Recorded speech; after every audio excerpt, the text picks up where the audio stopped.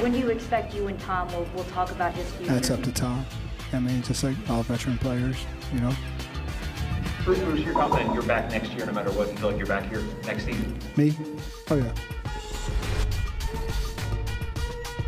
So, Bruce Arians back, Tom Brady, who knows? And this is so strange. And it's amazing to me how I feel like I'm the only voice in the wilderness saying something weird's going on here, people. He said over and over and over where again. Did it come from? Throughout the season, right. I'm playing through 2022. People, oh, where's your proof? I mean, are we in this warped of a post-truth society that we just ignore things people say? He said it at a SiriusXM town hall with Jim Gray before the season began. I'm going to play through 2022 and then figure out what to do after that. He told the Wall Street Journal magazine in September, late September, it was an item that came out just before his return to New England. I'm going to play through 2022 and then maybe a year or two after that. He referred on multiple occasions, I'm under contract for 2 more seasons. I'm playing through 2022. He said for years, I'm playing until I'm 45. That's 1 more year. Now, all of a sudden this week, Tom Brady's remains non-committal to playing next year. That was the report yesterday from ESPN. His business partner, by the way, and Man in the Arena, and that's something that we shouldn't overlook.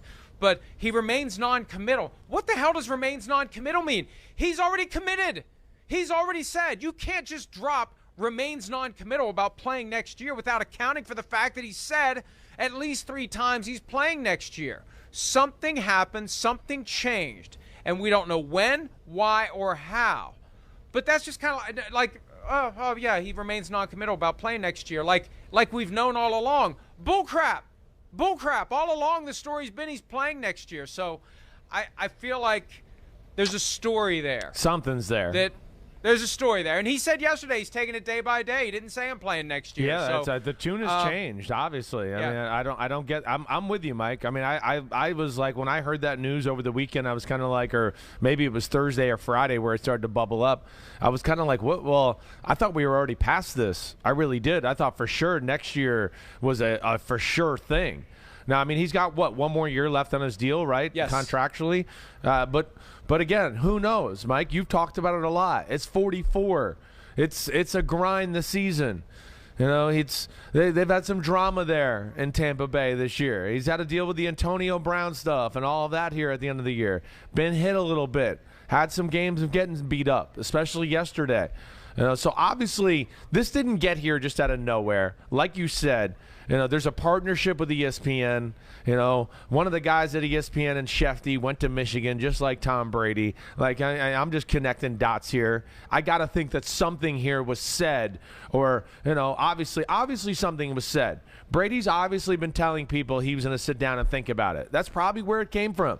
I mean, he's given this kind of answer after the game yesterday, and maybe the fact that he's just told enough people that, hey, I'm going to take it day by day and think about it. That's the first time the Bucs have heard non-committal type statements. And maybe that's where it came from, but certainly caught me by surprise. Did not expect it. And, you know, again, with Brady, not that, you know, we think he's as good as Allen or Mahomes, but still, damn, holy cows, he's still good. We didn't see a ton of slippage in his play. He could still throw the ball with the best of them out there. And that's where I just didn't expect to hear that kind of talk at the end of last week. Here's how it came up. Rob Ninkovich, his former teammate in New England, was on ESPN on Wednesday. Right, right. Ninkovich said it wouldn't surprise me if he retires after this season. What else does he have to prove? Well, we've been saying what else does he have to prove for 5 freaking years. So it felt different to me, and it felt to me like the dynamic that comes up from time to time in the business, and Peter King and I talked about this on Friday. We know things, but we're not allowed to report them. We're allowed to couch them as our ideas. So maybe Ninkovich knows something, but he was told you can't say that this is happening.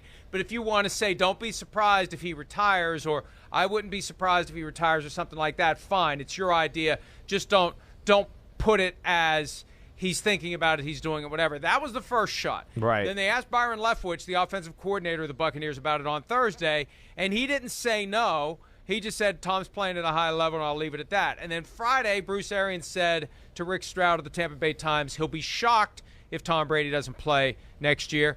Then Arians backed off yesterday. Here's exactly what Brady had to say after the game so we can judge it for ourselves as we try to figure out where this goes from here.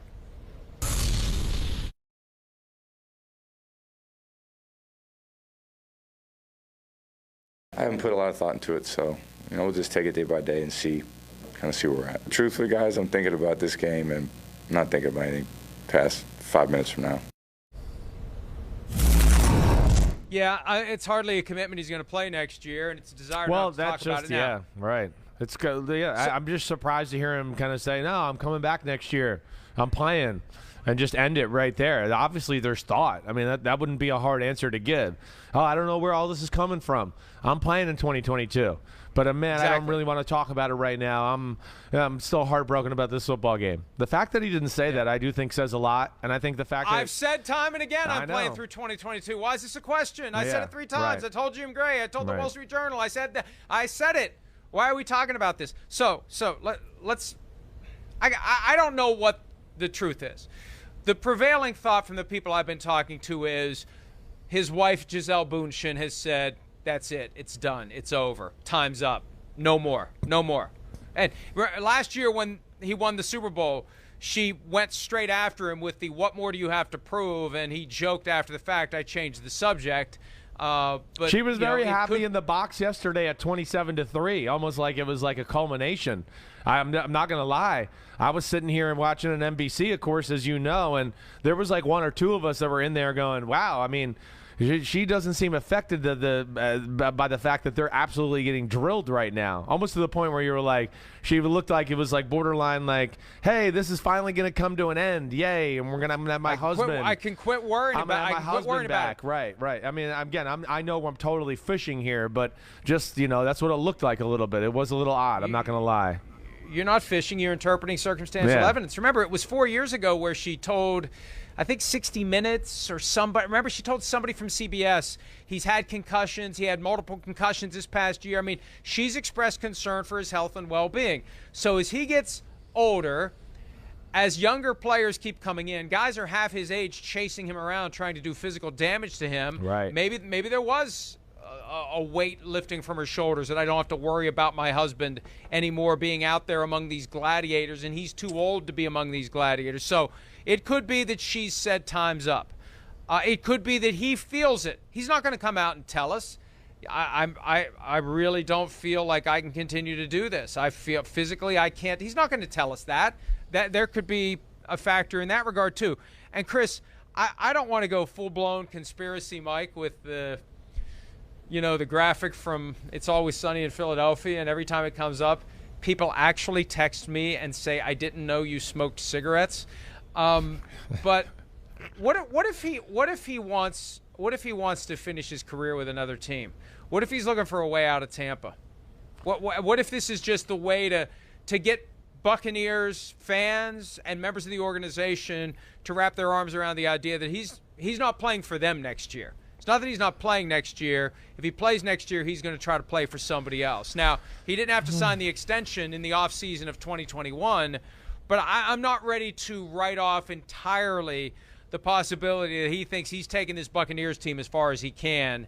Maybe there's someplace else he wants to go for one last ride. I have a hard time with that one. I don't know if I can get behind that. I mean, again, I don't want to say never, but it just that's one where I look at this point of his career. Leave this team right now was still. I mean, again, we know when healthy it's a ton of talent. Are there better teams? Are there better teams? Well, I don't know. You tell me who's out there that's going to make that move at quarterback and go that there's better teams. I don't know if there's anybody out there that jumps that. Let's see. Well, hang on. Right. If we only had a team that was stocked at every position except quarterback. Hold on. That's the Buccaneers. If we only had a team that was stocked at every position but quarterback, and we have a veteran quarterback who gives us a heart attack every time he touches the football in a clutch moment, and we have a rookie who isn't ready yet to play, and we don't really want to admit he isn't ready yet to play, if we only had a one-year placeholder who's better than the guy that we have, who keeps giving us chest pains every time he touches the football in a key moment, and we could give our rookie, who we invested 3 first-round picks and a third-round pick into getting, an apprenticeship under Tom Brady for a year. The guy who wanted to come play. I hear you. For the team he grew up rooting for, and we said no. I'm just saying the one team that stands out to me is the 49ers. And right now, if you could tell Jimmy Garoppolo to take a seat and plug in Tom Brady this weekend against the Rams, wouldn't you feel a lot better about the 49ers' chances against the Rams? Well, no doubt about it. I mean, yes. I mean, even at this age, Tom Brady's definitely an upgrade over Jimmy Garoppolo, 100%. I hear you. It's hometown team, the team he grew up and rooted for.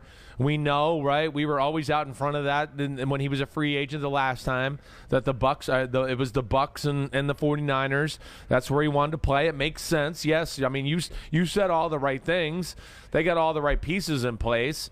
I don't know. I just don't see it happening. I don't know. I mean, again, it's good thought. We could talk about it, but wow. I mean, again, there's things with the 49ers they got to figure out, first of all. I think if they win the Super Bowl and win this week and go on to the Super Bowl and we're out in L.A. and they win that, they're not going to be able to get rid of Jimmy Garoppolo. That's going to be the first problem. You know, Agreed. Then even to bring Brady there for a 1-year holdover thing, man, that's, again, we traded 3 first-round picks to get a guy to play quarterback 3 years from now. I mean, that's where I'd go, what the hell are we doing here?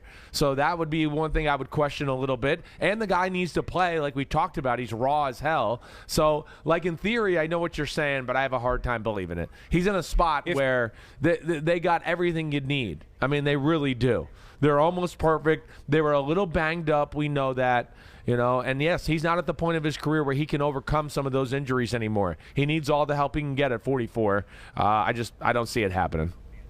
I think the most likely explanation is that Giselle has told him time's up. However, I hear you. I think so too. If he could negotiate with her 1 more year, honey, you can't deny me the opportunity to play for my 49ers. And if they don't win the Super Bowl, if they lose this weekend or if they lose in the Super Bowl, and Jimmy Garoppolo is a reason why they lose, there's a very thin thread that you could try to pull, but I think it's more likely that it's just done and it's over, and he's not coming back. But if he does come back, and he wants to walk out the door with the Super Bowl championship, there may be better options than where the Tampa Bay Buccaneers are going to be next year, because they're going to have guys who leave. They're going to have things that change. They're not going to be able to hold it together like they did after they won the Super Bowl a year ago.